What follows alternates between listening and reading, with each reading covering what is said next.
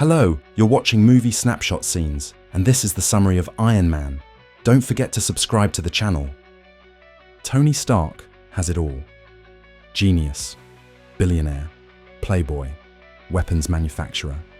As the CEO of Stark Industries, he lives in the spotlight, charming the world with a drink in one hand and a war contract in the other. His legacy is built on destruction, missiles, bombs, technology designed to make war easier. He doesn't care about consequences until consequences come for him. In the dusty mountains of Afghanistan, while demonstrating the new Jericho missile to the US military, Stark's convoy is ambushed by insurgents. Chaos explodes around him, soldiers fall, trucks burn, and Tony is hit. Shrapnel tears into his chest. He wakes up in a cave. A car battery is strapped to his heart. He's a prisoner of war. His captors, members of a terrorist group called the 10 Rings, know exactly who he is. They force him to build a missile, his own invention, using scraps from destroyed Stark weapons. But Stark is no longer the man who designed them. He's broken, bleeding, awake, and he's not building a missile. He's building something else. With the help of a fellow prisoner, Yinsen, a doctor and engineer, Tony designs a suit of armor powered by an arc reactor, the same device now keeping his heart beating. Yinsen becomes more than a cellmate. He becomes Stark's moral mirror. Through him, Tony sees the horror his weapons have caused. Together, they build in secret, piece by piece, bolt by bolt. Not a weapon for others, but a way out. The day of the escape arrives. The suit is ready, primitive, bulky, but powerful. Yinsen sacrifices himself to buy Stark time. Tony erupts from the cave in a storm of fire and metal, fighting his way to freedom. He crashes into the desert, alive, but transformed. The man who once built weapons for profit now knows what they truly cost. And when Tony Stark is rescued, returned home, and stands once again in front of cameras and boardrooms, he doesn't talk about new missiles. He announces the end of Stark Industries' weapons division. The world laughs. But something is coming. A hero is being forged. Tony Stark is home, but he's not the same man. Gone is the arrogant playboy who once toasted to war. In his place stands someone shaken, scarred, and searching for purpose. His near-death experience has rewired more than his heart. It's rewired his conscience. His first act? Shocking the world. He announces that Stark Industries will no longer manufacture weapons. Investors panic. The military is outraged. And inside his own company, dark forces begin to stir. Obadiah Stane, Tony's trusted mentor and business partner, tries to calm the chaos, but behind his smooth voice hides something cold. Tony retreats into his workshop, the only place where things make sense. He refines the arc reactor, miniaturizing it into a clean energy source for his heart. But his mind races with bigger ideas. What if the same power could fuel protection instead of destruction? What if he could become the weapon? In the solitude of his high-tech lab, assisted by robotic arms and sarcastic AI systems, Tony begins building a new suit, sleek, aerodynamic, armed with precision, not to sell but to use, not to profit but to protect. Meanwhile, Stane secretly keeps the weapons division alive, selling to enemies Tony once armed. He believes Tony's vision is naive, dangerous, and worst of all, unprofitable. As Tony tests his new suit, we witness both brilliance and disaster. Flight tests end in crashes, suit pieces misfire, and walls are destroyed. But Stark never quits. Failure is part of the process. Each bruise brings progress. Each explosion, evolution. And finally, he flies. The first true test, a flight across the clouds, high above Malibu, metal wings spread wide.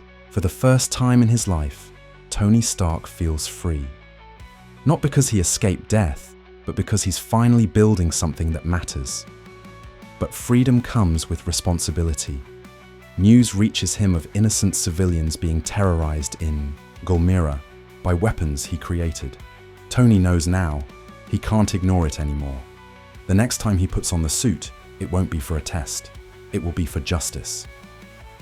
Gulmira burns, a small Afghan village caught in the grip of terror. The 10 rings have returned, wielding weapons stamped with the Stark Industries logo. Families run, fathers are executed, children scream. The world watches and does nothing. But Tony Stark watches and acts. Suit version Mark III is complete. Sleeker, stronger, sleet grey and gold. It's not a prototype anymore. It's a statement. Tony launches into the sky like a missile with a purpose.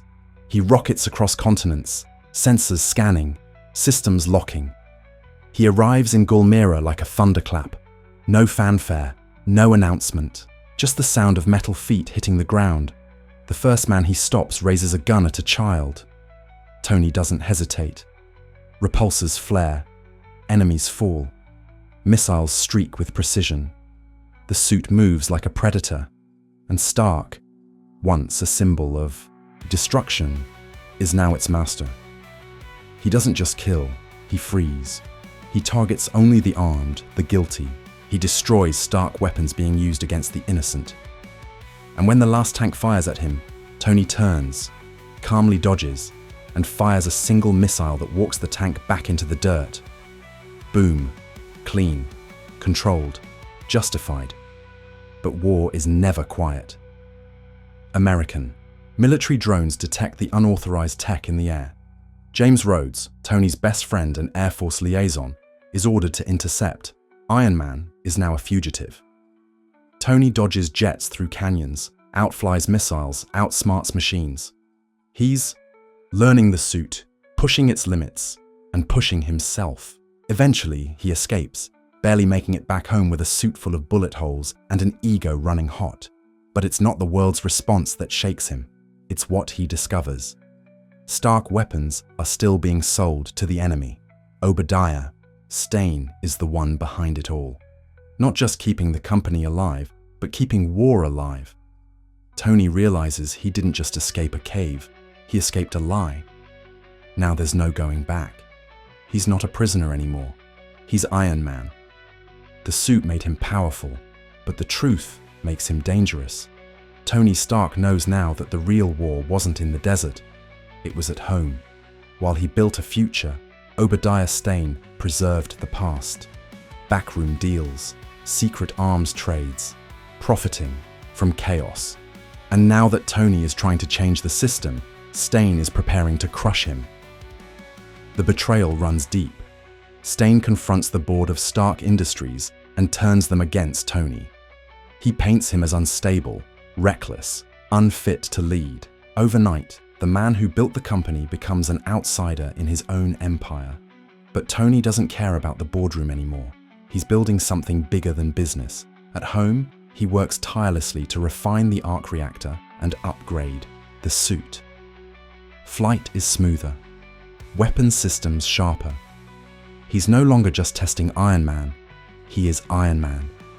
Every line of code, every alloy, every decision is his alone. But his heart is failing. The palladium core in his chest, once a miracle, is slowly poisoning him. The device keeping him alive is also killing him. It's a cruel irony and a ticking clock. With each moment, the cost of his past comes closer. Pepper Potts, his loyal assistant and anchor to the real world, becomes his confidant. She's the only one who sees the man behind the armor, the fear behind the swagger. And when Tony asks her to hack into the Stark Industries system, she doesn't hesitate. What they find is worse than imagined. Stane wasn't just selling weapons. He recovered the Mark I suit from Afghanistan. He's reverse engineering it, building his own monstrous version, and he wants Tony out of the way.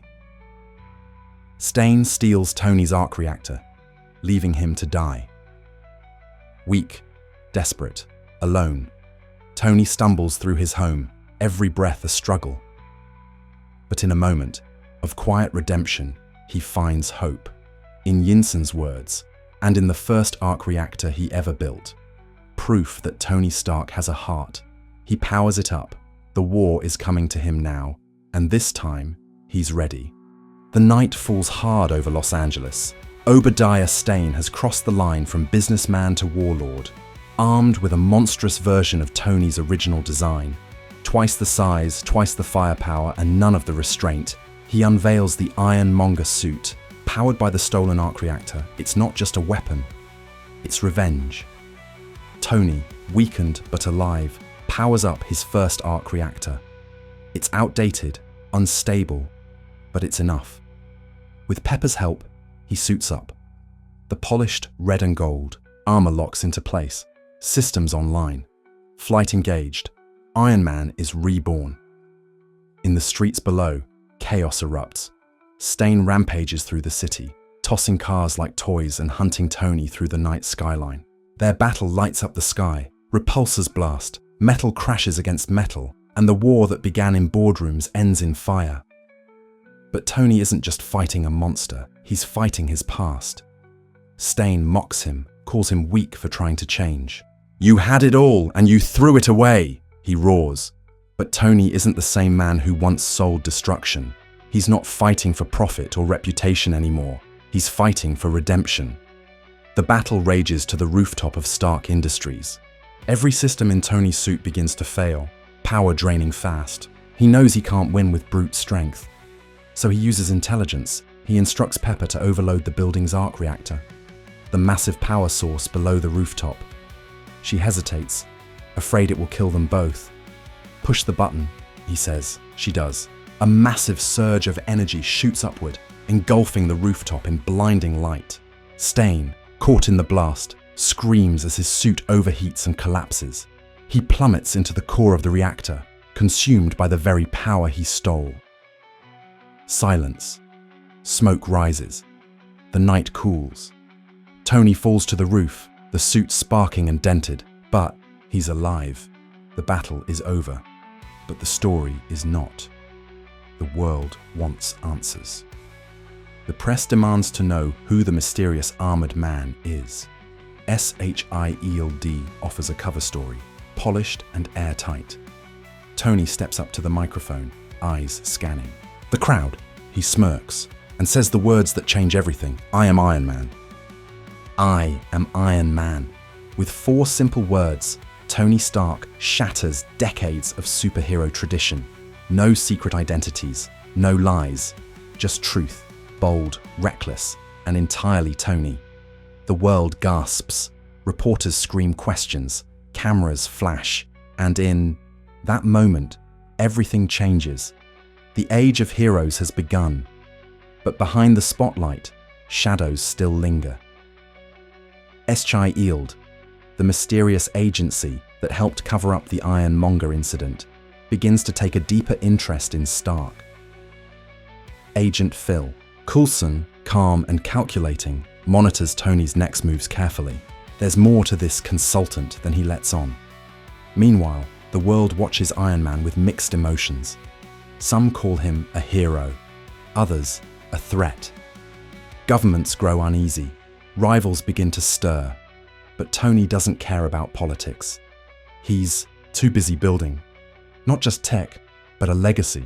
He refines the suit, upgrades the arc reactor, reinvents the limits of flight and firepower. He's not just a man in a machine anymore. He is the machine. Yet behind the sarcasm and swagger, a question remains. What does it mean to be Iron Man? Pepper Potts sees the cracks behind the armor. She's been there through it all. His fall, his rise, his impossible comeback. She doesn't just care about Iron Man, she cares about Tony, and that's what scares him most. Because the suit may be invincible, but Tony Stark is not. Late at night, he stares at the arc reactor in his chest, the glowing proof of both his ingenuity and his mortality. He remembers Yinsen's final words. "Don't waste your life." He won't. Not anymore. As he walks into his new life, the world still catching up to what he's become, a final surprise awaits him. In the shadows of his Malibu mansion, a man steps forward, cool, composed, wearing an eye patch. Nick Fury. I'm here to talk to you about the Avenger Initiative. Tony blinks, the world just got bigger, and the man who never played well with others may soon be fighting alongside them. Because Iron Man was just the beginning, and the future, it's assembling.